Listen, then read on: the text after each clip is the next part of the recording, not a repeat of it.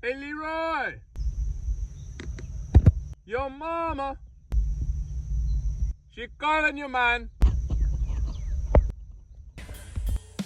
Is this what's best for me? I've never seen a sunset like this before. Watch the lights fading out upon the cliffs of the shore. I've never been this far from home. Now I'm stuck in the past. Is it too hard to see? Before we leave a camp, we have to erase all the signs that we were there. So I buried the ashes from our fire last night and then jumped in our canoes. I don't know if the Army Corps of Engineers is still considering this a flood event, but the river is still holding a strong current, and it's good for us. We've been moving along quite well. The towboats are back out on the river too, pushing 15 barges at a time like this one. We're past the high water mark. You can see the piles of debris at this boat ramp. That's where the water came up to. It's still been hard to find land though. The islands are mostly flooded out, and the shore is either private property or a steep cliff. So for lunch, we took over this little duck hunting blind. It was still partially underwater, and ducks aren't in season right now, so I doubt anyone else was going to be using it at the time we were taking our lunch. Besides being filled with trash and having a few resident mice, the place was an alright spot to take lunch. Mowgli and Dottie each had a can of ravioli. I went with the chicken and dumplings. We paddled away from the soggy duck blind and into the fast, muddy water of the Mississippi. People are fond of saying you are what you eat, but they call each other by their professions instead of by what they eat. Like, you'd call someone a school teacher instead of a duck eater. I thought of that while we were in the duck blind. And no one's called me a dumpling eater or Dottie and Mowgli a ravioli guzzler. The Mississippi is a working river with constant commercial traffic going up and down. The Army Corps of Engineers has divided the river into sections, and we're almost out of the section where there are locks and dams. This is number 25, but the last one's number 29, coming up soon.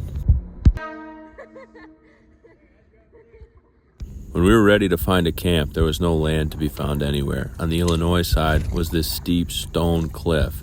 Over on the Missouri side was an impenetrable thwart of grapevines. Even if we got through the vines, there was no guarantee there'd be land behind it, maybe just tree trunks poking out of a swamp. I was thinking, surely there must be land because people live out here, but nope. Look at their houses. They're all built on poles at the edge of the river. I guess their kids cannonball onto the road and then swim to school. I don't even want to think about where it goes when they flush a toilet. We wanted to stop right after the lock and dam, but we ended up zipping back and forth from cliffs on the Illinois side to swamp on the Missouri side, looking for a place to camp. We saw this unrealistic depiction of a woman along the way, and Mowgli found some dead cedar that he could carve into something. I like when he carves cedar for the smell of the chips that come off of it.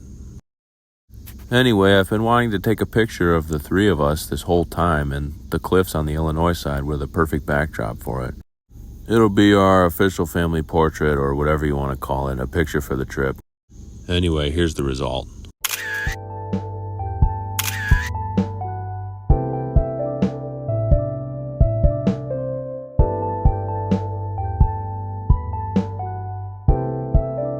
We invaded this possum's land for the night. He ran off to his tree to hide from us, and I started an absolutely massive fire to keep the bugs away.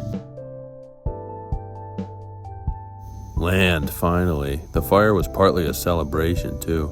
And that's one thing I've loved about this trip is that everywhere we go, it seems like we're the first people camping there. Except, of course, when we're camping in somebody's yard. But in this spot, we had plenty of firewood, and we were the first to start a fire, or probably to build tents there. It was great.